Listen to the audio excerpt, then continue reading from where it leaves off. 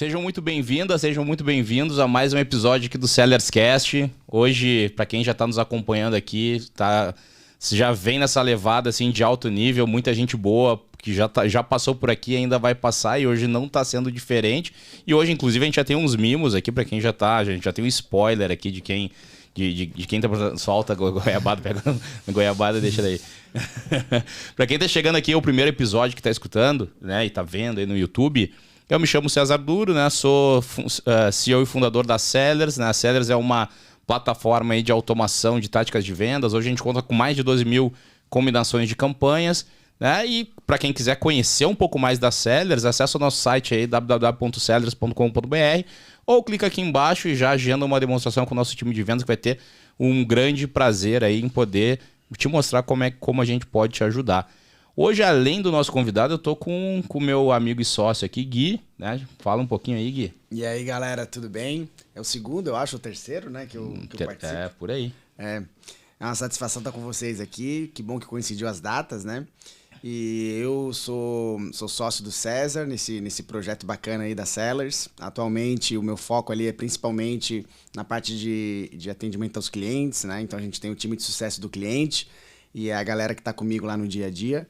E tô curioso aqui pra gente dar andamento do nosso papo. A gente já fez uma prévia ali tomando um cafezinho, já foi bem bacana. Quando a gente viu, já tinha passado quase 20 minutos, só que não tava gravando, pô. Então, né, vamos dando... Eu já fiz um warm-up. Exatamente. Então é isso, é um prazer estar com vocês todos aqui. Bora lá. Boa, e para quem, né, já tá vendo aqui que o papo vai ser bacana, né? Te inscreve no canal, ativa o sino aí para receber outras notificações.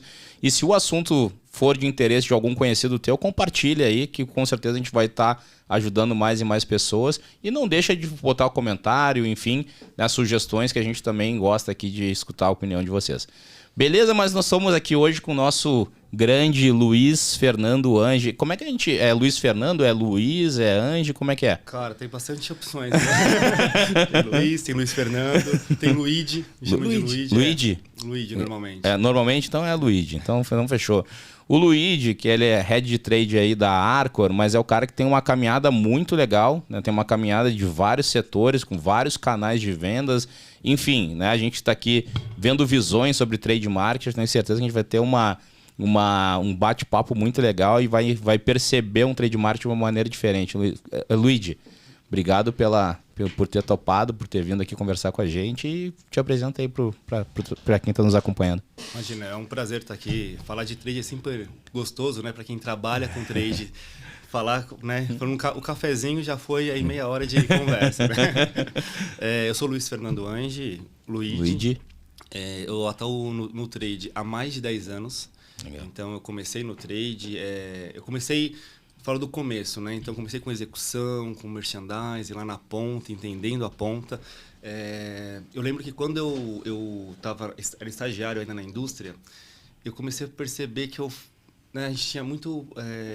conversava muito com a agência, né? Uhum. E aí eu falei estagiário de trade, Luiz? Estagiário de trade. Legal, cara. Eu sou formado em marketing, mas eu sempre atuei em trade. Legal. E aí eu falei assim, eu preciso entender melhor como funciona a agência, porque eu entendia que existia uma diferença do que as pessoas precisavam do que era entregue. Eu comecei trabalhando em agência, trabalhei 2 anos em agência. Eu saí da indústria no estágio e fui para a agência porque eu queria saber como funcionava a parte operacional. Legal.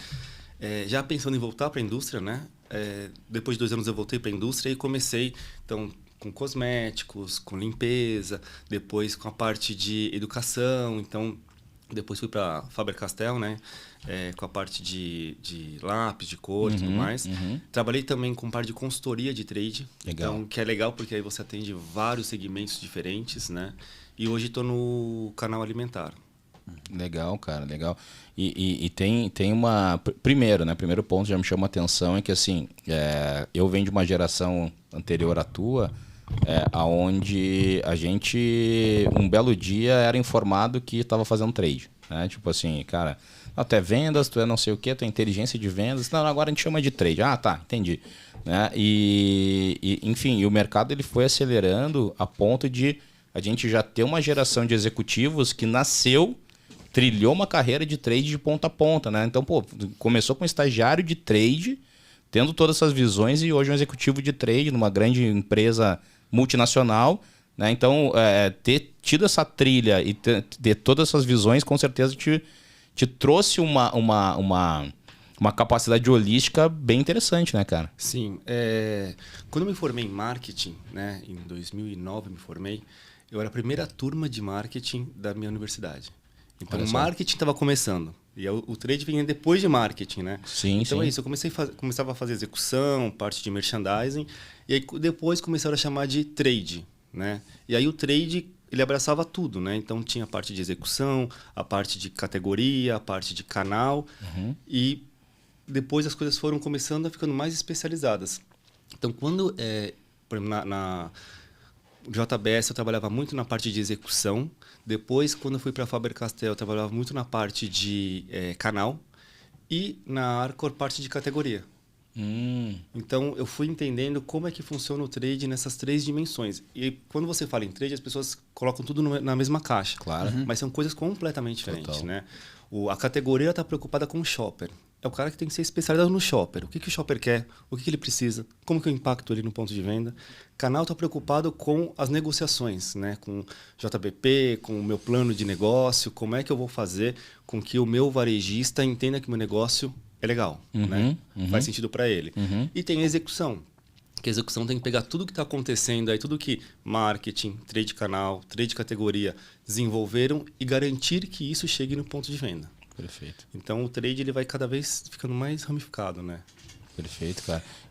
Não, eu ia dizer, César, que a minha experiência com trade, ela iniciou-se aqui com a Sellers, né? E, de fato, cada papo que a gente tem é um aprendizado novo, porque além de ser um tema relativamente novo, Sim. ele abrange várias frentes e frentes que são distintas. E aí me chamou a atenção, mostra pro pessoal aí, Luigi, a camiseta dele.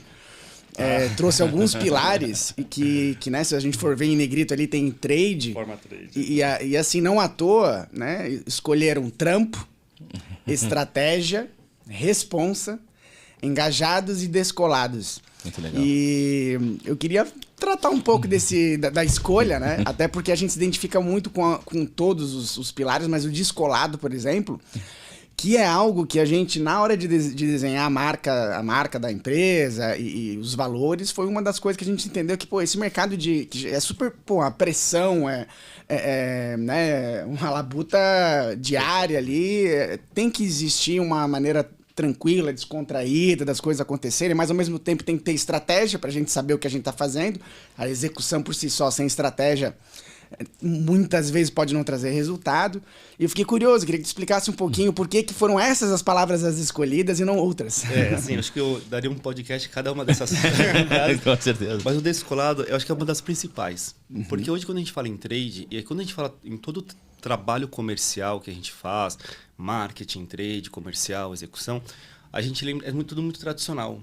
O vendedor vai lá com o comprador, negociar, o comprador já é treinado para, né, ficar naquele embate, e o vendedor também já tem, né, toda aquela negociação já pré-estabelecida.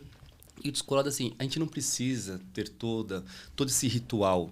O negócio tem que ser uma conversa. É o que a gente está fazendo aqui hoje. É batendo um papo, conversando. Então, isso a gente precisa levar, né, em toda a cadeia. Então, desde quando a gente está conversando, marketing está definindo, né, o que vai lançar e tudo mais. Quando conversa com trade, então, quando eu falo, né, trade categoria, tem que conversar com marketing e levar isso no momento do desenvolvimento de um produto, né? Depois, quando você leva isso para o canal, como o canal tem que executar isso, qual campanha que ele vai fazer, como que ele vai levar isso de forma mais rentável para o varejista, tem que ser uma conversa também formal. Tem que todo mundo tem que contribuir. Não dá para vir engessado. Né? E quando a gente senta com o cliente, tem que ser mais descolado ainda. Então, hoje, o que eu gosto muito de fazer como trade é ir nas negociações. Então, principalmente com key account, com grandes redes, eu gosto de ir. Principalmente porque eles já têm também uma equipe de marketing, uma equipe de trade. Então, eu quero sentar com eles. Eu quero que o comprador esteja lá, mas eu quero que o marketing esteja lá, que o trade deles esteja lá, para a gente bater um papo. Porque, assim, às vezes eu vou com um plano lá que foi desenhado por meses e que não vai servir para o cara. Então, a gente pode ajustar ali na mesa. Resolve. Então, o descolado, assim, é ter uma conversa aberta. Não adianta a gente estar numa mesa e cada um com as suas ferramentas, né? Olha, eu tenho aqui que conseguir espremer o cara o máximo que eu puder, né? Pensando no comprador, tenho que espremer a indústria o máximo que eu quiser. A indústria tem que pensar, puta, eu tenho que trazer para esse cara aqui alguma coisa para eu ganhar um volume, para eu crescer, para eu mostrar que o meu produto vale a pena. Mas assim, tem que ser uma conversa aberta, né? O que é meu produto, né? O que ele entrega de diferente? Na cadeia de valor, né? O que faz sentido para ele? Então, o descolado é um pouco disso, né? É quebrar um pouco dessas paredes. Sim. Não precisa ser uma coisa muito engessada. A conversa tem que ser aberta, tem que ser uma troca. Assim, a gente vai conseguir construir um plano muito mais efetivo. Traz um componente de criatividade também, né?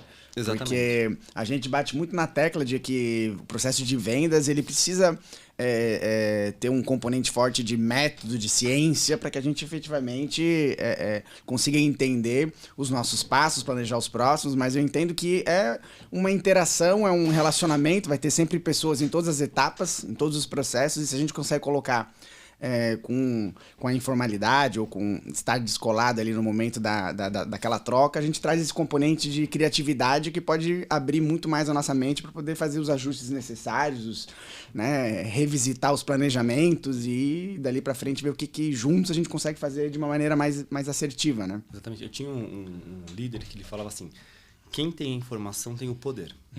Eu sempre carreguei isso para mim. E quando você senta para conversar, hoje em dia todo mundo tem informação. Né? Então, eu sento aqui como indústria, do outro lado eu tenho o varejo, eu tenho a maior informação que a indústria, né, no meu segmento tem. E o varejo tem a maior informação que ele tem daquele canal, né, que ele está representando. Quando você coloca isso na mesa, você consegue ir linkando os pontos, né? O que cada um precisa. Então, ser o descolado é colocar isso, né, para o jogo, para uma conversa, não para uma negociação. Não é só negociar, não é só, eu preciso disso, eu preciso de rentabilidade, eu preciso... Não, cara, é o ganha-ganha, né? Hoje, se você não sentar na mesa com uma proposta ganha-ganha, cara, você está fadado ao fracasso. Porque esse elo, em algum lugar, ele vai quebrar. Se não for ganha-ganha, ou ele vai quebrar para a indústria, ou ele vai quebrar para o varejo. Então, tem que ser ganha-ganha. Tem que todo mundo ganhar, tem que ser claro, né? Olha, se a gente cumprir com isso daqui, todo mundo vai ganhar. E não que não possa ser mudado e alterado com o tempo, né? Então, eu acho que, como eu falei, todo mundo tem informação. Hoje, se fala assim, ninguém inventa a roda, ninguém vem aqui e fala assim, olha, descobri agora um novo método de vender. Não. Está tudo escrito.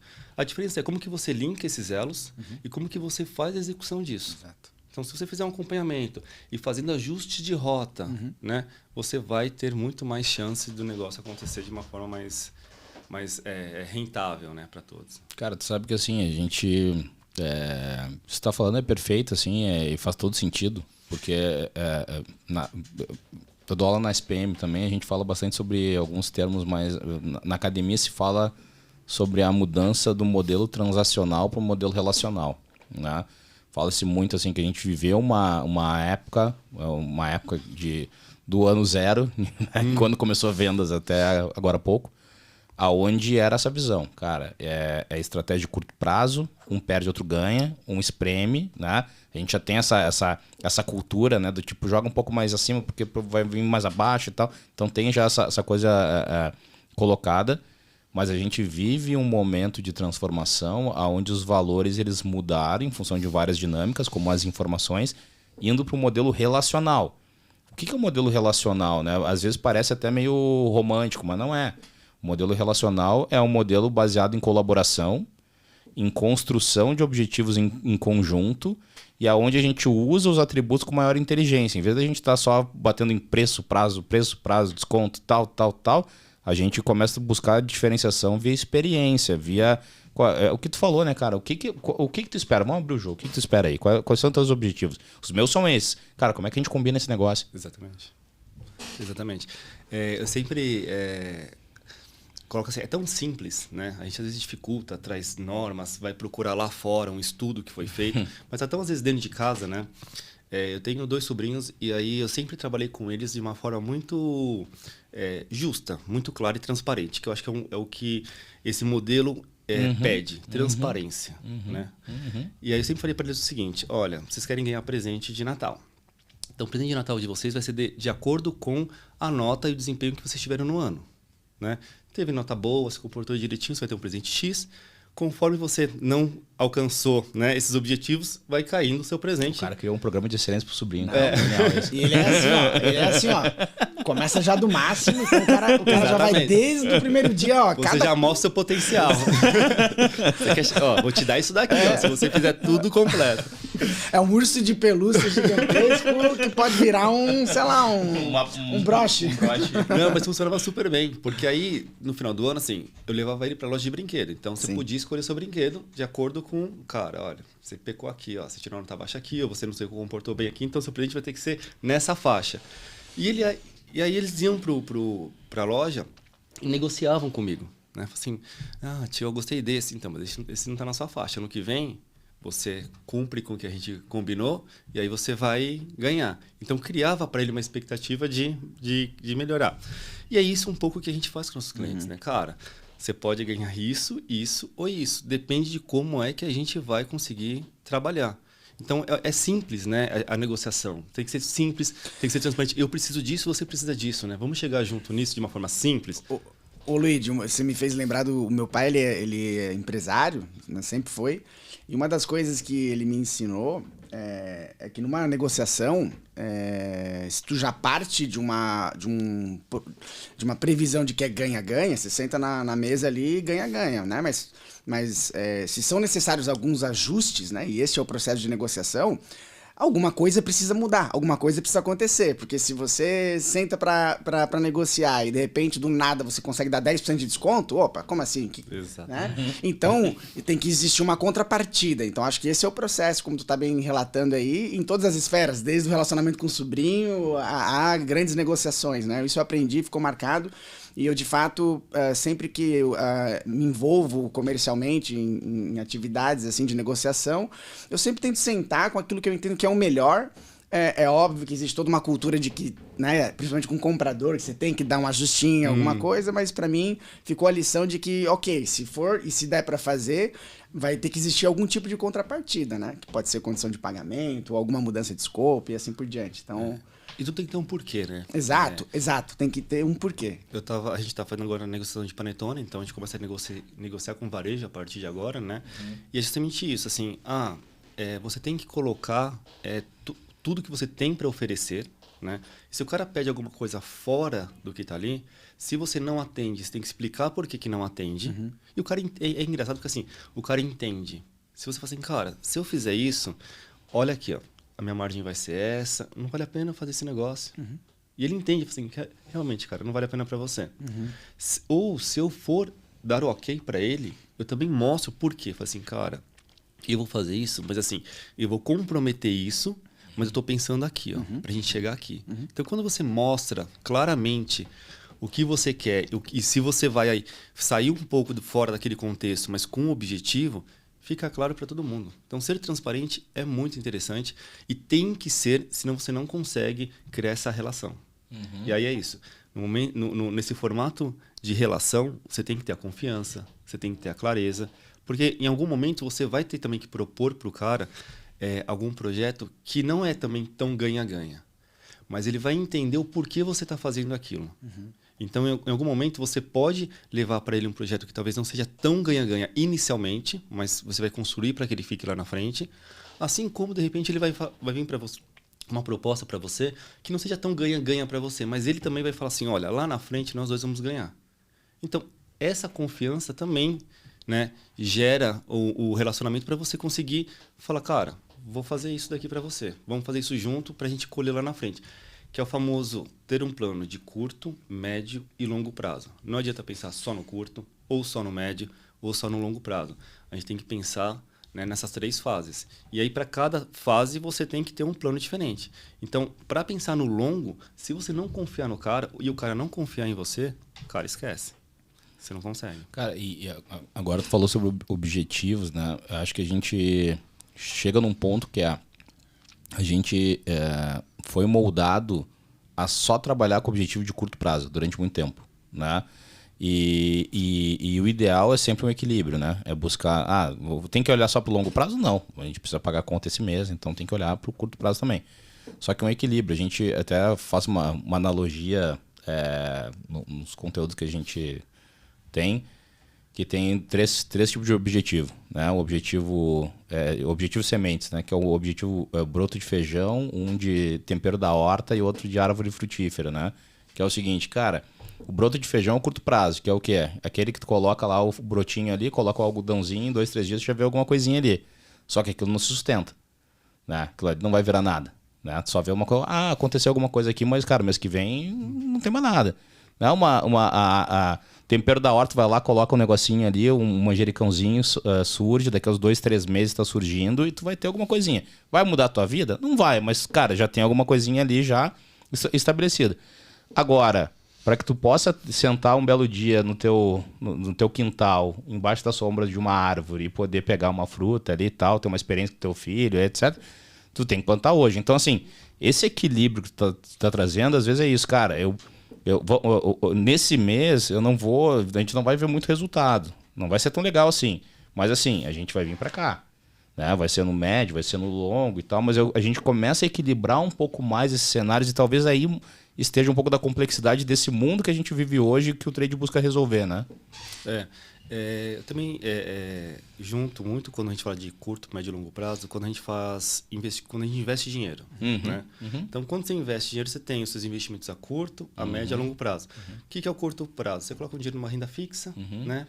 Um pouco mais seguro, porque você precisa que aquilo aconteça, né? Ou para uma emergência, que você não pode deixar o negócio desandar. Você tem um médio prazo que você se arrisca um pouco mais. E você tem um longo prazo que é assim, se eu quero chegar nesse patamar, eu tenho que me arriscar mais, mas eu tenho que já começar a fazer daqui. Então, é um pouco disso. É você pegar, né, todas as suas fichinhas e jogar de uma forma que eu não deixe o meu negócio descoberto. Né? Mas, se eu não pensar lá na frente, eu consigo mapear. Se eu pensar no curto prazo, eu consigo não deixar ele descoberto agora, mas daqui a um tempo, cara, a concorrência vai vir e vai te devorar. Então, eu preciso manter ele coberto agora, mas eu preciso começar a levar ele para outro patamar. Lógico que de uma forma segura, de uma forma já, né, um pouco menor, não usando tanto recursos como eu uso para o curto prazo, mas você tem que começar a criar essa sementinha para lá na frente você colher. Senão, é isso, não vai ter nada para colher lá na frente, né? Exato. E tu te impõe a um risco, né? Se tu só pensa em curto prazo, tu te impõe um risco futuro muito grande, que é o que tu acabou de comentar. A gente vê muitas equipes comerciais, por exemplo, focado em vendas de poucos produtos, poucos clientes, não trabalhando um mix, porque assim, mas eu tenho que entregar o número do mês. Então eu vou lá, vendo o curva A, dou um descontão, faço um volumão, né? E eu não trabalho o resto do mix porque, porque não dá, porque traz um monte de desculpas. Só que o que acontece ao longo do período, muitas empresas estão centralizadas em poucos produtos, cada vez com menores margens, cada vez com menos fôlego para poder fazer um reinvestimento em marca, em outras coisas, em materiais de comunicação e tal. E aí, cara, para ser retirado de linha e entrar um concorrente, eu estou muito mais exposto. É o famoso 80-20, né? Exato. Então, você tem 80-20 clientes, né? Então, cara, quem é que faz 80% do seu faturamento? Cara, são 3 caras. Caramba, estou na mão de 3 caras. Exatamente. E o meu portfólio também, né? Quem é que faz 80-20 do meu portfólio? Cara, eu tenho 2 SKUs que fazem 80% do meu resultado. Cara, tô lascado. Mas se me quebra essa máquina, lascou. Então, assim, você precisa que esse 80 seja cada vez maior nos 2 lados. Tanto em financeiro quanto internamente, né? Então, aumentar esse leque, trazer mais opções. E aí funciona um pouco também com a parte de rentabilidade. Né? Eu acho que hoje o mercado está buscando muito rentabilizar. Então, quando você tem poucas opções, tanto de clientes quanto de produtos, é mais difícil você conseguir rentabilizar. Porque o cliente, assim, a negociação com 2 clientes, cara, é difícil. Quando você consegue abrir esse leque, às vezes um cliente compensa o outro, você vai fazendo aquele, né, o seu jogo de estratégia.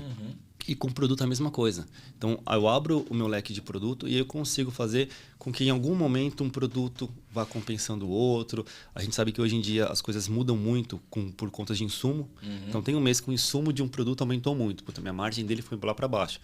Mas eu tenho um outro que compensa isso. Então, você vai conseguindo jogar melhor com as cartas que você tem na mão.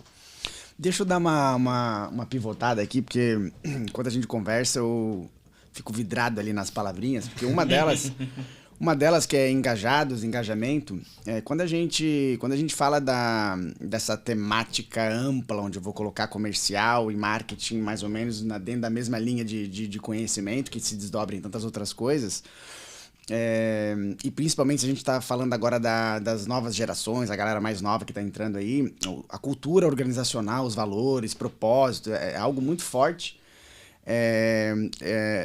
Agora, quando eu penso em vendas, quando eu penso em resultado, cara, não sai da minha cabeça como o engajamento, não sei se prioritário, é essa a provocação que eu quero te fazer, remuneração, né? Remuneração variável, comissionamento ou premiação, seja lá o que for. Então isso, pelo menos nas gerações mais para trás, era basicamente o que existia. E hoje em dia, para além disso, tem tantos outros aspectos importantes que são levados em consideração. Mas eu queria ouvir de ti como é que tá hoje. No dia de hoje, essa palavrinha que envolve engajamento, o quanto que disso daí tem a ver com grana ou não tem a ver com grana, né? Tem ou não tem a ver? Quais são os outros aspectos que hoje vocês estão, na tua visão, precisam ser levados em consideração de uma maneira pragmática? Porque eu acho que o vendedor, ou o time de vendas, ou a galera que faz marketing, eles são pragmáticos. Não dá para ficar muito na filosofia sem ação, sem no final do mês ter um efetivo ganho ali de alguma coisa para que você possa ter um dia melhor que o outro, né? Como é que você vê essa... Eu acho que eu acho que é recompensa. Tá. Hoje as pessoas procuram recompensa. Tá. Então, como é que eu consigo, através do engajamento, trazer uma recompensa para aquela pessoa? Então, todo o trampo que ela faz, né? O trampo é o primeiro por conta disso. Assim, o start é o trampo. Cara, você vai lá, você trabalha, depois você quer uma recompensa naquilo. A recompensa, ela é grana também, você tem que... O cara tem que sentir, né, no bolso, mas tem vários tipos de recompensa. Então, tem, por exemplo, campanhas que você faz viagem, que você entrega uma experiência para ele ou para a família dele, ou, né, para o filho. Eu sempre uso muito o filho, porque quando você chega na família, né, do vendedor, cara, você ganhou o cara. Exatamente. Eu lembro que teve uma campanha que a gente fez numa empresa que o time ele ganhava uma viagem e ele ganhava um vale numa loja de eletrodomésticos e tudo mais. E aí a gente começou a mandar, olha pessoal, ele de pontuação, você pontua e tudo mais e tal. E aí ela tava indo, mas engatinhando, a gente começou a mandar e-mail marketing para as esposas dos vendedores. E aí a campanha começou a bombar, porque eu quero meu fogão, eu quero minha geladeira. E a mulher começava, vai para a rua trabalhar, eu quero ganhar minha recompensa. Então, assim, é a recompensa. Né? Então, é lógico que essa nova geração, principalmente, eles estão... todo mundo quer dinheiro. Sim. Mas eles querem mais experiência, né? Então, cara, Exato. a gente está com uma campanha hoje que eu vou levar o meu time para Nova York. Cara, vai participar, não é só para Nova York. Sim. Ele vai participar de uma feira lá. Sim. A gente levou o time antes da pandemia para o Vale do Silício. Massa. E aí eles foram lá, eles foram nas startups, o cara foi na Amazon, o cara foi no Google, o cara andou de Tesla. Então, assim, você dá uma experiência para ele. Então, não é só o dinheiro, né? Então, é a experiência que o cara tem. E também a experiência do cara fazer parte daquilo, né? Então, às vezes, assim, eu falo, tem que ser um 360, né? Marketing, trade, comunicação, time comercial, time de execução e... O consumidor ele tem que estar no 360. Então, tudo o que acontece tem que estar mapeado para todo mundo. Então, quando você faz uma campanha, né, o cara vê o seu produto na televisão, no outdoor, ele também se sente recompensado por aquilo, porque ele faz parte daquilo. Né? Então, tem várias formas de você recompensar hoje um vendedor, né, um promotor, alguém que está lá na ponta executando. Experiência e pertencimento, né? São duas palavras aí que tá... Pertencimento.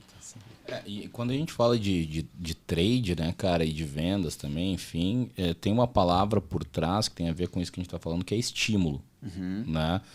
Porque se a gente for analisar friamente o que a gente faz, é estimular no ponto certo, né, para gerar um resultado preciso. Por exemplo, quando a gente cria um material de comunicação para o ponto de venda, na verdade o que a gente está fazendo é estimular o shopper a nos notar.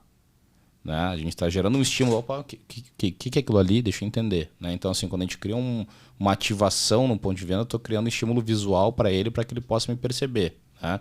Quando eu estou criando uma campanha de vendas, eu estou criando um estímulo. Quando eu estou criando uma estratégia que vai gerar mais margem, XPTO para o meu cliente, para o meu distribuidor, estou dando um estímulo. Então, o que a gente acaba tratando, em última análise, são estímulos. Né? O trade acaba fazendo isso em todas as pontas. Né? Sim. É legal porque, assim, quando você estimula, você precisa entregar aquilo que você estimula. Hoje, eu estou na cadeira de marketing, né? Eu cuido de marketing produto e trade categoria. Legal. Né? Na estrutura, trade categoria fica dentro de marketing e aí tem trade canal, que é uma outra área. E aí, como eu falei, eu sou formado em marketing, mas nunca tinha atuado em marketing, né? E aí, quando eu sentei na cadeira de marketing, eu fui entender fábrica, produto, insumo, né? Como que funciona tudo da porta para dentro. E aí eu comecei a perceber, porque justamente a ideia de levar o trade para marketing foi para isso, né? Deixar o marketing mais tradeiro, né? Como a gente fala. E aí comecei a perceber isso. Falei assim, a gente estimula lá na ponta tanta coisa. A gente cria material, a gente cria campanha, a gente envolve o time comercial, a gente faz reunião, vai todo mundo animado e tudo mais. Só que o nosso produto, ele entrega tudo isso. Então, quando você estimula, e você tem que estimular a cadeia inteira, você depois tem que entregar tudo isso lá na ponta. Então, isso você entrega com o produto ou serviço que você vende. Claro. Então, é fundamental que o produto entregue, que a embalagem entregue. Então, quando o consumidor ou o shopper, né, for impactado lá na ponta, ele tem que receber tudo isso. Senão, é uma furada. Senão você cria uma expectativa, a pior coisa é criar expectativa. Você cria uma expectativa lá em cima, e aí quando o cara recebe, fala, putz, é isso? Sim, frustra. Exatamente. Então, quando eu sentei na cadeia de marketing, eu consegui entender isso de uma forma muito mais palpável, né? Eu falei, cara, a gente às vezes faz um barulho lá na frente, mas quando a gente está criando aqui o produto, cara, será que o consumidor está recebendo isso? Porque às vezes você fala assim, cara, eu fiz uma campanha sensacional, foi a melhor campanha, alto investimento, eu usei os melhores recursos de dinheiro, de experiência. Quando chegou lá na ponta, o negócio não aconteceu. Por quê? Será que o consumidor ou o shopper recebeu isso? Porque não adianta nada você animar todo o seu time, né? Trade, marketing, olha, é um produto sensacional. Trade abraça a ideia. Comercial também agarra, sai todo mundo positiva, monta. Se o shopper não foi envolvido nisso. Aí o shopper fala assim, cara, isso não serve para mim. Todo o trabalho que você fez foi por água abaixo. E aí a gente fica tentando achar o problema dentro de casa. Onde foi que eu errei? Putz, será que a campanha não foi boa? Será que a comunicação não foi boa? Será que o time comercial não executou? Cara, não, era o produto, às vezes, que não estava respondendo. Então, assim, tudo tem que... Quando você faz tudo junto, né? E eu acho que cada vez mais a gente tem que fazer essas rodadas juntos, você minimiza esse impacto. Porque, às vezes, o marketing vai estar lá na reunião e fala assim, cara, isso que você está comunicando aqui não corresponde ao produto. Ou a gente mexe na comunicação, ou a gente mexe no produto. Para que eles conversem, para que eles sejam a mesma coisa. Né? Senão, o cara vai chegar lá na ponta e vai falar assim, cara, não é isso que eu quero. Né? Ou não é isso que vocês venderam para mim. Sim. Né? Que aí eu acho que é o maior tiro no pé, né? E essa questão de envolver, né, Luigi, tem um lance, né? Porque a gente acaba sendo, como é uma operação complexa de ponta a ponta, a gente acaba ficando ultra especialista em partes do processo, por mais que a gente entenda, por mais que a gente tenha uma visão holística e tal. Cara, tem detalhes que só quem está em determinada ponta do processo que nota. Por exemplo, às vezes a gente lança um produto super power, só que foi pensado ali no 3D ali e tal, só que não foi pensado como ele ia ser aplicado na gôndola. Né? Como é que ele vai ficar na gôndola frente aos demais concorrentes e tal? Tem isso, né? Tem uma empresa que eu trabalhei que era justamente isso. A gente estava lançando um produto, não vou falar qual, senão vou entregar a empresa. Sim. Eles aumentaram a gramatura. Então, aumentou a embalagem dele. Então, ele ficava de pezinho, né? Só que ele era desse tamanho. E aí, quando você aumenta o tamanho dele, ele não ia conseguir ficar mais de pé no ponto de venda. Porque se você colocasse um em cima do outro, ele ia cair. Então, você tinha que colocar ele deitado. Só que o marketing não achou que ia ficar de pé. O trade só recebeu o produto lá quando viu o produto no ponto de venda. Então, não tinha a comunicação na parte lateral do produto. Então, quando você olhava, ficava tudo marrom. Era cor marrom, tudo marrom no ponto de venda. Eu falei, cara... Como é que vende isso? Como é que vende? Volta para casa. Ah, mas marketing, não, mas tem que ficar de pé. cara, não vai ficar de pé. Esquece, não vai ficar de pé. Então, volta e assim, a comunicação da frente agora tem que ser na lateral, porque ele vai ser exposto dessa forma. Se você tivesse feito toda essa conversa junto desde o começo, sim, o produto já seria, assim, você perde minimamente 3 meses nessa história. Se você for muito ágil. Fora o dinheiro, né?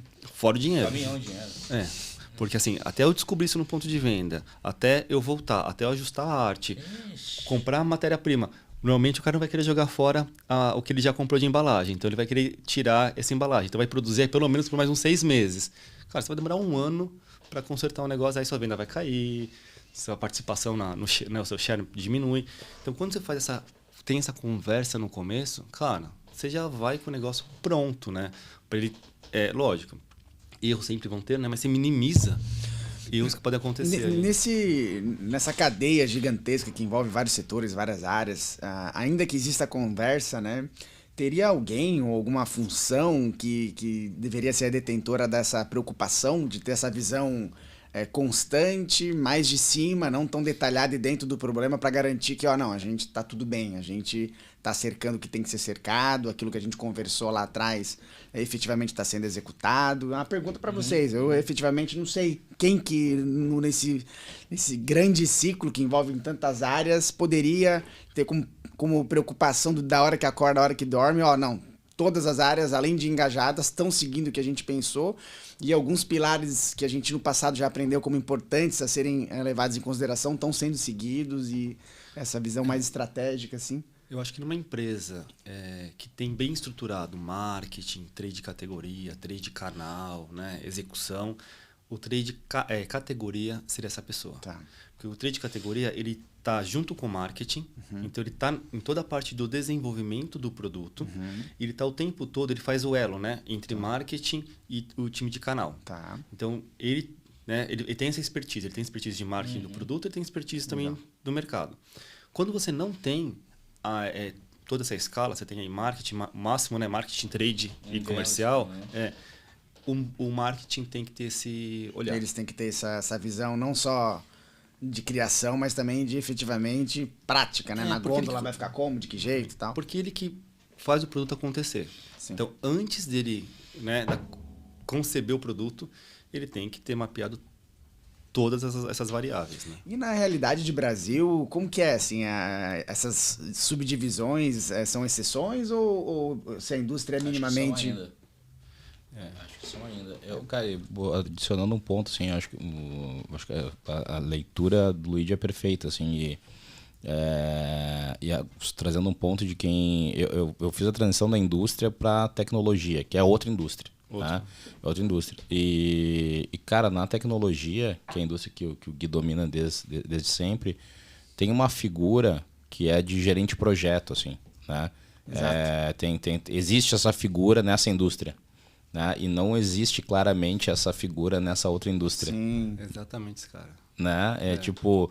Mas é bem isso, né? Porque um produto novo é um projeto, né? Um projeto que... Não, e que muitas áreas, cara. Como é que tá a engenharia? Numa empresa de tecnologia, por exemplo, a gente tem, cara... Tá, mas e como é que tá a implantação? E como é que tá não sei o quê? E como é que tá a utilização? E como é que papapá? Tá, e quanto estão usando? Tem uma figura de alguém que ele não é especificamente de uma área, mas ele navega. Ele tem uma metodologia, vai fazendo esse check, né? E qual que é o objetivo desse cara? É garantir que a empresa entregue o que o cliente quer. Exato. Né? Exato. Entre prazos e tudo mais, mas que entregue a solução para o cliente. Exato. Então é justamente isso. E é legal que é um movimento talvez diferente, né? Porque quando a gente fala de software, na grande maioria das vezes, você vai buscar a dor no cliente, né? Inclusive nas funcionalidades, você vai escrever histórias que vão relatar aquilo que em português normal, não técnico, o cliente vai dizer, eu gostaria que fosse assim, assado. A gente escreve essa história que vai ser utilizada pelo time de desenvolvimento. Então, a fonte vem de lá e a gente tenta fazer essa abstração e transformar em software, né? Agora, o desafio da indústria alimentícia, por exemplo, claro que existe essa pesquisa de mercado, etc, mas para inovar vai ter que vir algo, talvez, da cabeça do pessoal do marketing lá. Como que é isso aí? É um pouco disso, porque assim, é lógico, você tem muitas variáveis. Você tem, às vezes, uma máquina que produz um item que tem capacidade para produzir X itens, né? Então você também você é limitado a uma inovação, a um lançamento por conta do que você tem de oportunidade de produção, né? Mas qual que é o mundo ideal, né? Existe mundo real e mundo ideal. No mundo ideal, eu acho que o modelo é você trabalhar num canvas, né? Assim, toda inovação ela tem que vir de uma necessidade, né? Do que a gente está órfão, né? Do que o mercado está órfão, né? O que precisa estar faltando. Então, quando você acha esse viés, aí você fez um golaço. Se você achar esse viés e tem condição de fazer, porque tem esse ponto. A gente está órfão desse produto aqui, mas eu não consigo fazer. Aí você achou um buraquinho que ou você dá para alguém fazer, né? Ou você deixa guardadinho lá.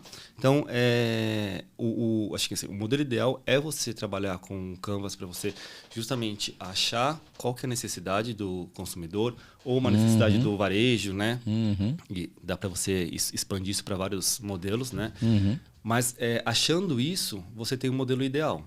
Agora, quando você está porta para dentro, aí é justamente isso. É um trabalho um pouco de trás para frente, né? Você olhar o que você tem capacidade de fazer, dentro do que você tem capacidade de fazer, será que eu tenho mercado para aquilo? Né? E aí, às vezes, você tem que fazer o trabalho contrário, né? Você tem que pegar, através de um produto pronto, e achar um buraco no mercado para colocar ele. Que é possível, é factível. Desde que você pegue aquilo, né? Pode ser uma commodity, por exemplo, e você gere um valor nele para que ele tenha um diferencial lá na ponta. Então, existe muito de assim, o quanto que eu consigo gerar de valor para os meus produtos. Né? E o gerar valor não é ele ter um sabor diferente. Gerar valor, assim, ele ser competitivo. Porque, às vezes, a gente pensa no consumidor, né? Cara, eu quero comer meu chocolate, meu biscoito, né? Eu só quero achar um produto bom, com bom custo-benefício. E que eu possa curtir meu momento com ele. Então, às vezes, a gente está criando, né? Olha, não, ele tem que ter isso, tem que ter aquilo, tem que ser assim, tem que ser... Não, cara, o cara quer só curtir o momento dele. Ele quer ir no mercado e achar um produto com bom custo-benefício. Então, eu consigo chegar como um bom custo-benefício para esse cliente? Então, essa é a pergunta que a gente tem que fazer sempre que a gente vai levar algum produto para o ponto de venda. Se eu consigo fazer isso, né? Se eu consigo gerar valor para o meu cliente, aí você gera valor para a cadeia inteira. Porque é o negócio que a gente falou da transparência. Aí eu consigo envolver meu time comercial, consigo envolver o varejo, para que todo mundo entenda que lá na ponta o consumidor vai enxergar valor no meu produto. Então, acho que é um pouco disso que a gente tem que ter quando a gente vai desenvolver um produto, né? Se eu consigo achar uma oportunidade de mercado, ótimo, né? Mas é difícil, porque todo mundo faz isso, tá todo mundo precisando o tempo todo, né? Ou se eu consigo pegar um produto que eu tenho dentro de casa e gerar valor para o consumidor. Né? E aí dá para você gerar de várias formas, né? Eu posso gerar por marca, porque eu posso ter um produto que entrega um sabor diferente, que ninguém mais entrega, e aí, cara, acabou a briga por preço, só eu entrego aquele valor, e o cara vai pagar o que tinha que pagar. Ou é o custo-benefício. Cara, mas tem 1 milhão de concorrentes, cara. Mas qual que é o melhor custo-benefício? Eu tenho um produto bom num custo legal. É isso que o consumidor quer. É simples, né? Não adianta a gente ficar querendo inventar muito a roda. Se a gente fala muito do arroz com feijão, né? Faz o arroz com feijão. Agora, se eu estou no mercado onde eu tenho meus concorrentes, todo mundo entregando produto bom com bom custo-benefício, aí sim eu vou ter que trazer algum diferencial, né? De preço, tentar trazer alguma outra solução. Até a parte, aí talvez entra na parte até mais sutil, mais subjetiva, de identificação com a marca, né? Exatamente. Regionalizar, né? Exato. Construir aquela memória afetiva, né? O que eu quero é isso, não o outro. Mas é a mesma coisa. Não, mas é esse aqui, entendeu? Cara, o Case BIC tá aí pra validar isso aí, né? Tipo, a BIC é a BIC desde sempre. Funciona e não vai ter... Cara, e olha que eu tava atrasado pra pegar o voo, e daí eu precisava de uma caneta e tal, e correria, não sei o que, aí tinha 2 canetas na minha frente, assim. Não nada a ver, mas agora eu vou falar. Tinha uma BIC e tinha uma outra, entendeu? Eu não pensei, a única coisa que eu pensei foi assim, a BIC vai funcionar. Peguei a BIC e, tipo assim, eu não vou testar aqui, sabe? Podia ter pegado as duas, né? Que eu tava atrasado, mas eu peguei a Bic. Eu vou puxar sardinha agora pra Faber-Castell, porque a gente veste a camisa e não tira depois, né? É verdade. Mas a Bic, assim, justamente, a caneta aqui não falha. Não falha, meu. E quando... Pode... Ela não falha. E quando falha, pelo menos é visível, né? Aí ela faz... Porque o pior é aquela coisa que tu acha que tá funcionando e aí não escreve. Já a Bic, se resolve falhar... Estoura. Mas isso é legal porque assim, é isso, você gera confiança. Sim. E aí não tá no preço, ou no Exato. formato, tá na confiança que você tem naquele produto. Cara, e tem coisa que tu nem vê preço, né? Não, Tu não vê preço. não. Que é o que eu comento agora. Nem sei quanto é que é o preço de uma Bic. Eu Exatamente. também. Eu não sei, vamos chutar. Eu não sei nem por onde. Sei lá. Quanto 15 que é? reais. Você não pensa pô, nisso? Uma caneta não é 15 reais. Acho Não, que não, meu. acho que não. 4 pilas. 4. Uns 2,80. Aí, ó. Dobro, já falei, tudo tá... Eu tô falando... Eu tô assim, agregando- Vou vender atrás, caneta né? pro Nem sei. César. Eu tô agregando valor, cara. Mas você não pensa no Não pensa, meu. Não pensa. Passa a mão lá e deu, entendeu? Ah, Que é igual o que a gente... Porque quando a gente fala de Bic e Faber que eram concorrentes, você tem a Bic muito forte com caneta e você tem a Faber muito forte com lápis de cor. sim. E aí a mesma confiança que você tem na caneta, os pais têm no lápis da Faber-Castell. Total. Então, e aí você não vê preço. Exato. Cara, você vai no ponto de Vamos venda, ver. é um produto seguro, Exato. que ele vai te entregar o que você Total. quer. E aí é aquela história que a gente Caderno falou, você também, vai dar pro né? seu filho. Tudo, né? Tudo que você sabe que foi pensado. Então, assim, se você comprar uma tesoura, uma régua, você sabe se aquilo foi pensado para não machucar o seu filho, para não criar um problema, né? A Bic também foi pensada para você poder usar sem você ter um problema. Você pode confiar que a hora que você precisar, ela vai estar lá e ela vai entregar o que você precisa. Porque, eu vou pagar R$20 numa caneta. Cara, no final das contas, ela vai entregar a mesma coisa que a caneta de R$2,50, R$3 vai entregar. A outra é mais bonita, não sei o quê. Mas se essa falhar, cara... Agora um recurso que o trade às vezes tem, né, que é o do gerenciamento por categoria, né, quando eles conseguem montar um núcleo de GC dentro da empresa, que começa a ser capitão de categoria em alguns varejistas, aí ele consegue ter, né, Gui, respondendo um pouco a tua pergunta, talvez até um laboratório, né, vivo para testar coisas, entender soluções, entender necessidades. Daqui a pouco até fazer pesquisa com o consumidor, de entendimento de execução num corredor, ver o que falta, o que ele estava procurando, como ele estava procurando, entende a árvore de decisão. E aí começa a surgir também algumas outras variáveis de possibilidades de inovação, de processo, de produto, enfim, né? A gente tem um trabalho muito legal na Arco que chama 3D, que é um projeto de inovação onde toda empresa participa. Legal. E aí a gente coloca na mesa todas as inovações. Então todo mundo traz inovação. E aí é inovação em tudo.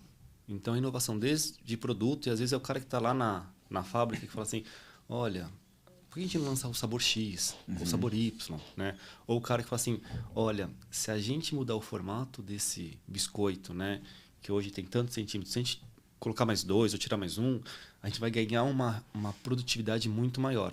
Então se coloca tudo isso na mesa, tudo isso é mapeado, catalogado, e aí a gente usa isso quando a gente vai desenvolver o plano do ano seguinte. Então, e já surgiram ideias assim de lançamento de produto que usava matérias-primas que eram desperdiçadas na linha de produção. Olha só. Então, quando você coloca isso em dinheiro, né, você fala Nossa. às vezes de milhões Nossa. que está no operador. E aí, quando você deu voz para ele, ele foi lá e conseguiu levar isso lá para o marketing, que juntou aquela oportunidade com uma outra oportunidade. Putz, eu posso lançar um produto com isso, né? E levar isso para o ponto de venda. Então, olha só como quando você dá voz para as pessoas, você consegue criar um produto e trazer rentabilidade, né? Hoje, a palavra que existe dentro das indústrias é rentabilidade. Total. Né? Então, quando você consegue dar voz, você consegue achar essas oportunidades. Total. E até porque a gente veio de uma época, né, cara, de indústria, que muita indústria só olhava faturamento. Assim, cara, bateu uma meta, e a meta, número, volume, papapá, às vezes não sabia nem como tava batendo, se tava sobrando dinheiro, né? Cara, hoje o jogo tá complexo, né, cara? Ou a gente sabe exatamente o que tá gerando dinheiro, o que tá nos puxando para baixo, ou daqui a pouco tá fechando as portas, não tá sabendo nem por quê. A pandemia, acho que deu um choque de realidade nisso, né? Todo mundo vinha, eu quero volume, eu quero positivação, eu quero faturamento. E aí quando você não faz isso de forma saudável, e quando aperta, né? Porque aí tá todo mundo sem grana, né? Uhum. Tá sem grana a indústria, tá sem grana o varejo, tá sem grana o consumidor. Então, todo mundo agora tá fazendo conta, o que eu vou fazer com o meu dinheirinho? Né? Como que eu vou rentabilizar o meu dinheirinho? E as indústrias, muitas... a gente tem até casos de concorrentes que o cara pegou e falou assim, cara, eu preciso rentabilizar. O cara abriu mão de 20%, ele perdeu 20% de share, mas ele rentabilizou. Então, quando saiu, né, o resultado, ele fala assim, perdemos 20% de share consciente e tá tudo bem. Porque o meu indicador não está mais na minha positivação ou no meu volume. O meu indicador está em quanto de dinheiro que eu trago para dentro de casa. Sim, perfeito. E assim, a questão também tem outra coisa, né, cara? Que era a positivação a todo preço, né?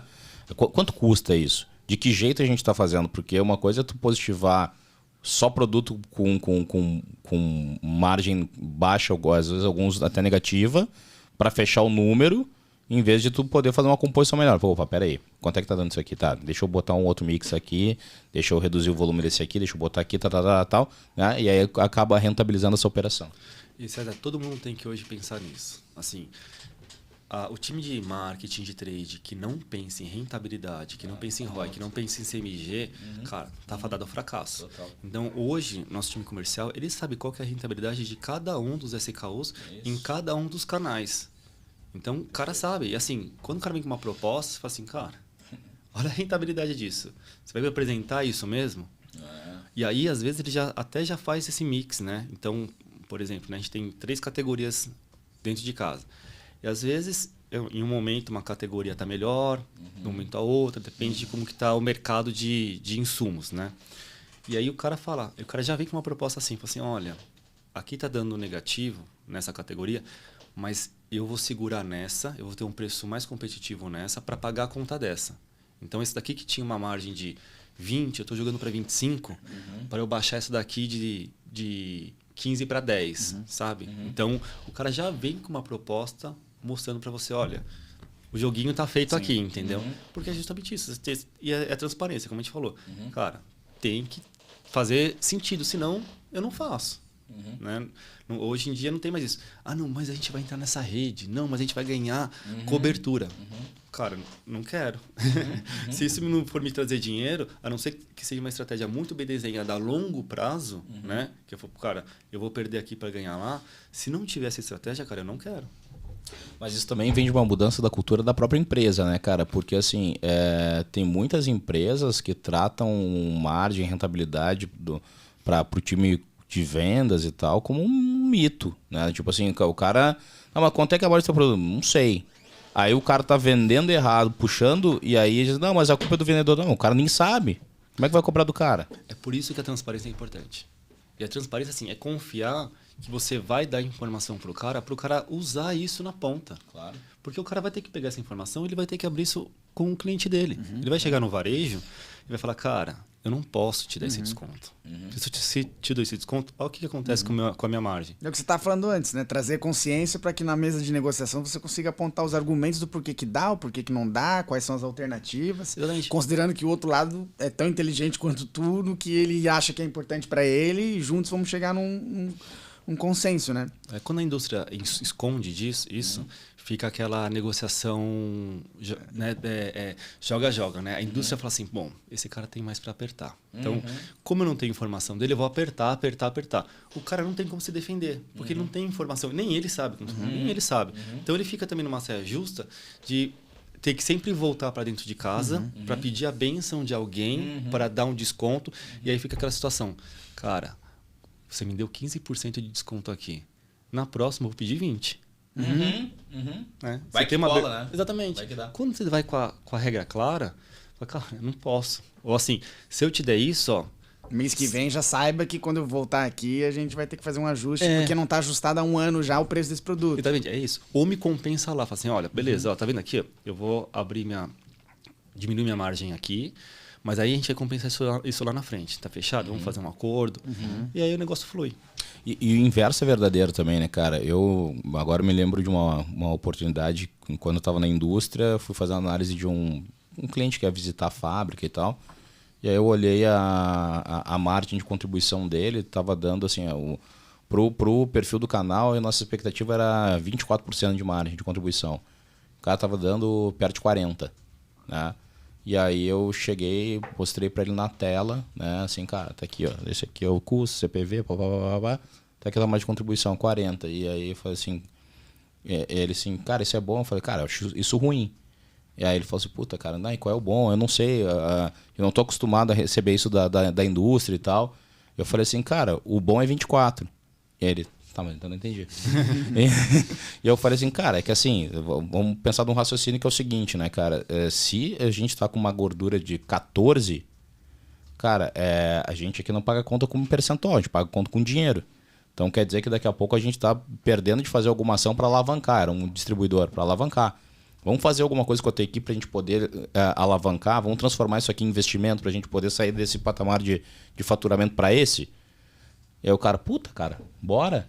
É claro que tinha algumas ineficiências na curva ali, tipo logística, estava muito acima do custo. Eu falei, cara, só me ajuda em contrapartida a não fazer meu caminhão esperar lá na hora de entregar, porque tá dando muito custo aqui, vamos reduzir isso e a gente transforma tudo isso em investimento. Cara, o cara triplicou o faturamento em um ano. Exatamente. São essas pequenas nuances, né? Que quando você tem a transparência, quando você abre o jogo pro cara, o cara te ajuda também. Claro. Assim, puta, cara, eu posso fazer isso, eu posso fazer aquilo. Eu lembro de quando eu era trade, categoria, só trade de categoria, a gente fez uma mudança de logística com material promocional. E é isso, assim, cara, tinha entrega de material mensal. Aí eu falei, cara, não dá, isso é muito caro. Aí você muda para bimestral, né? Hoje está no formato trimestral. Cara, quando você mostra a economia que você tem nisso, o cara se ajeita. Porque quando você fala que você vai sair de um envio mensal para um envio trimestral, o cara fala, cara, não, eu vou ficar sem produto, vou ficar sem não sei o quê, vai dar ruim. Né? Cara, mas ó o quanto eu economizo. E aí é isso. Fica mais fácil para você, porque assim, eu mando mensal, mas aí você não consegue receber direito, meu caminhão fica parado, todo mês é uma briga. Trimestral você consegue se organizar melhor para receber isso melhor.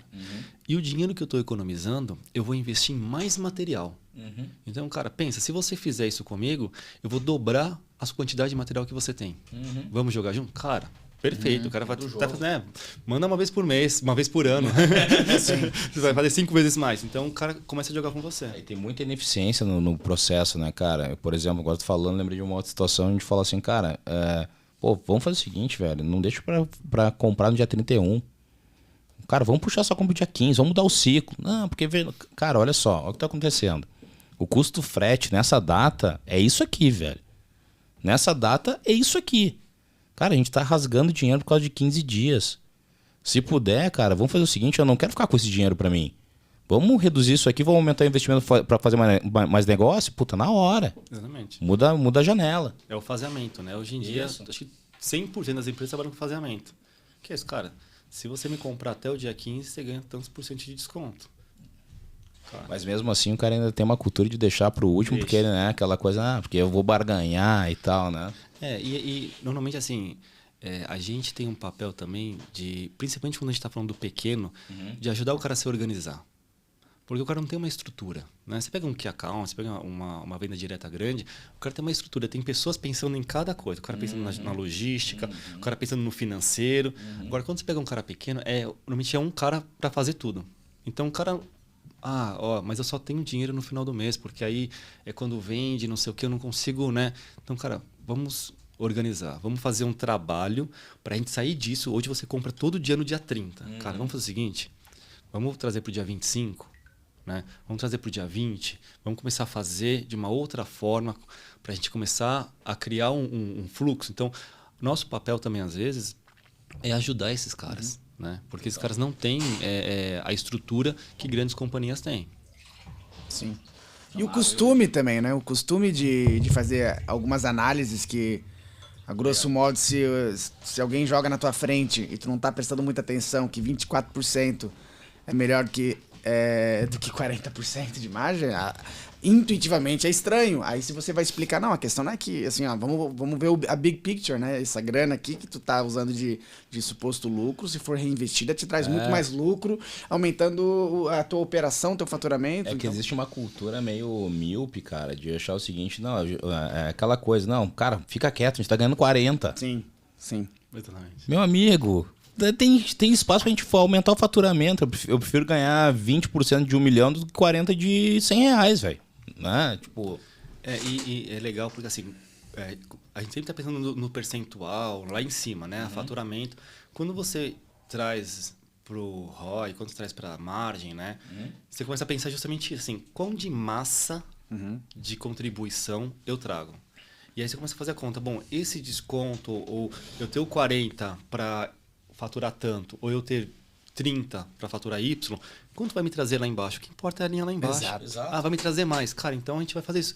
Senão eu fico aqui, senão eu vou para lá. Então, é pensar em quanto está trazendo isso para a companhia. Esses dias a gente está fazendo uma conta com o time também, sobre reajuste de preço versus desconto, né?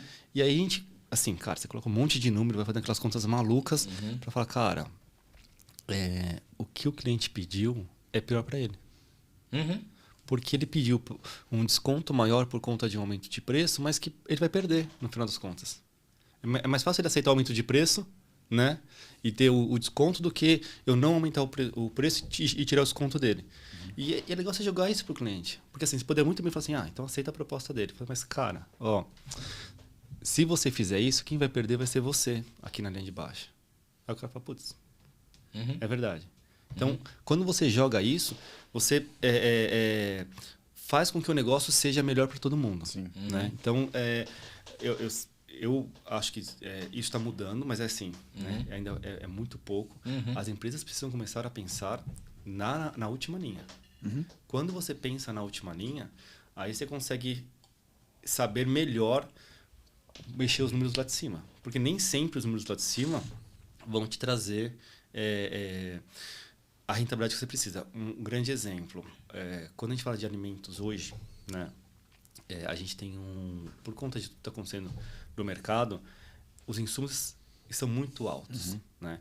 Então, você vê muitas empresas assim, o cara aumentou o volume, cresce em volume, o cara cresce em faturamento, mas quando você olha a linha de baixo, o cara está despencando. Por quê? Porque é isso, tipo, o cara não consegue controlar, né? Não é o suficiente todo o trabalho que ele está fazendo lá em cima para pagar a conta lá embaixo. Então, assim, cara, espera, que é o que eu falei que esse concorrente fez. Sim. Cara, às vezes Prefiro perder 20% de share, mas eu estou crescendo 10 aqui embaixo. É o que me importa. É lindo. Tá lindo. Você pega essas revistas que falam de empresa que mais fatura no Brasil, Sim, não sei o que e sim. tal. Cara, se você olhar, né, eu não vou falar agora, mas assim, uns 3 anos atrás, as top 10 tem uma ou duas lá que tem faturamento negativo. Não faturamento negativo, tem prejuízo. Então assim, o cara fatura, o cara tem um volume, Sim. mas o resultado dele é negativo. Cara, a não ser que ele tenha um bom plano, né, de negócio. Depende do longo modelo prazo, de negócio, mas assim, mas ainda mais vai falando de indústria, não é sustentável. não é Né? sustentável. Se o cara fizer isso por 3 anos, Não. cara, o cara morre. E outra, né, cara? Quando tu começa a aplicar esse tipo de raciocínio, tu passa a entender a diferença de orçamento, de uma base de custo e uma base de investimento, né? Porque o trade é muito isso, né? Quando a gente fala, por exemplo, hoje em dia a gente leva para os nossos clientes uma visão de ROI no investimento da campanha, né? E eu falo assim, puta, cara, eu não tô acostumado a fazer isso. ROI em campanha nem calculava, né? E a gente começa a mostrar assim, cara, olha, essa alavanca de venda aqui nesse formato, nesse produto e tal, às vezes dá um ROI bacana, esse aqui não dá um ROI bacana. E quando a gente começa a dominar essas alavancas, daqui a pouco a gente vai dizer assim, cara, eu vou botar mais dinheiro aqui. Né? Eu vou botar mais dinheiro nisso porque, pô, olha o que tá me trazendo. Só que se tu não tem isso calculado, se não tem essa visão, tu vai achar que é custo. Exatamente. E campanha é engraçado porque, assim, se eu fazer uma campanha de 3 meses, que meu objetivo é aumentar o volume nesses 3 meses, então eu calculo o ROI durante este período. Né? Ela tem que se pagar, teoricamente, durante esse período. Quando eu faço uma campanha de positivação, que eu quero crescer, eu faço o investimento que eu vou ter de retorno durante o período da campanha, mas eu tenho que fazer também quanto vai me trazer ao longo de 12 meses. Porque os clientes que eu conquistei, eles não vão comprar só naquele período. Claro. Então, às vezes, a campanha não se paga nos 3 meses. Fala, cara, eu vou investir muito mais do que eu vou ter de retorno. Mas quando eu olho o que isso vai me gerar na projeção, me traz um retorno. Então, essa continha que a gente tem que ficar sempre colocando na mesa, específico, não existe receita de bolo. Né? A gente, Teste. É teste. Eu estava no Nordeste, falando para vocês lá no café de manhã, eu estava no Nordeste na semana passada e, cara, para cada lugar você tem que ter uma estratégia diferente.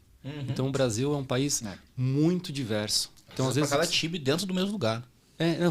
Eu estava num lugar do Nordeste que a 300 quilômetros de lá, fui de carro, tinha o consumo era totalmente diferente.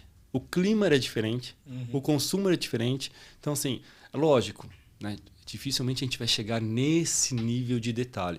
Mas o quanto mais você conseguir chegar para atender a necessidade daquele nicho, é melhor. Então, não existe receita de bolo. Tem que ser feito passo a passo, tem que ser conversado. Às vezes você cria uma coisa macro, mas aí você depois leva para cada uma das regiões de uma forma mais específica, faz uns ajustes. A gente tem que ter flexibilidade. Sim. Cara, a gente podia ficar mais umas 5 horas aqui, eu acho. Foi só uma palavrinha. Luigi, cara, deixa eu te agradecer de coração aqui por ter disponibilidade de ter vindo aqui para falar com a gente, trocar ideia, cara. Foi um papo solto, que é o nosso objetivo, né? Um papo leve e, cara, mas tem muita riqueza, né? Então, tenho certeza que para quem tá nos acompanhando, acompanhou esse episódio, cara, tirou muito insight, espero que tenha contribuído aí.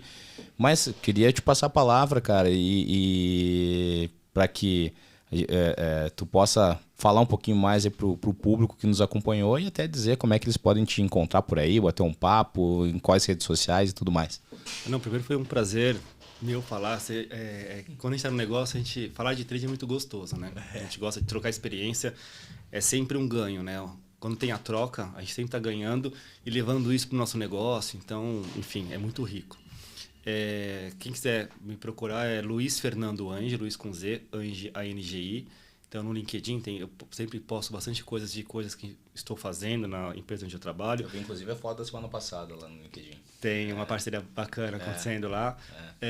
Então, quem quiser me procurar, muita gente já procura para bater papo. Então, a gente tem agenda bem corrida, mas sempre que possível a gente marca para conversar, trocar. A troca, independente, né, de segmento, é sempre rica. Então, quem quiser pode adicionar lá, que vai ser um prazer a gente trocar uma ideia. Show. Dá o teu recado aí, Gui. O meu recado, como sempre, eu acho que agora chegou o momento da gente almoçar, né? Pra gente fazer o fechamento com chave de ouro. Eu também tô lá no LinkedIn, Guilherme Sombrio. Quem quiser me encontrar lá, Sombrio Guilherme no Instagram. E, bom, é sempre um prazer. Os podcasts, é sempre um prazer também encontrar o César e o pessoal que ele traz. São pessoas sempre interessantes que agregam muito aí. E espero o próximo, né? Uma sugestão que eu faria até, César, a gente pincelou, o Luigi pincelou rapidamente aqui sobre o Canvas, e é uma ferramenta tão útil. Daqui a pouco a gente pode bater um papo sobre Canvas com alguém aí. Até com o Luigi. Ou o próprio Luigi, exato. Próximo episódio. Foca nisso, me deu vontade de trazer, porque pode ser utilizado em tantas frentes e às vezes se vê na internet que tem de tudo, mas com exemplos concretos de aplicação e tentativa e erro, o que funciona, o que não funciona, acho que pode ser um tema bacana. Cara, agora tu já sabe que tu vai voltar de novo. Né? Cara, só chamar que... já tem essa missão. E pessoal, se tiverem também dicas, sugestões de temas e tudo mais, traz o Luigi de novo, quero falar sobre tal coisa, coloca nos comentários do YouTube que a gente conecta aí e promove esse bate-papo gostoso de novo. Pessoal, obrigado por quem nos assistiu em mais esse episódio, ou nos escutou em mais esse episódio.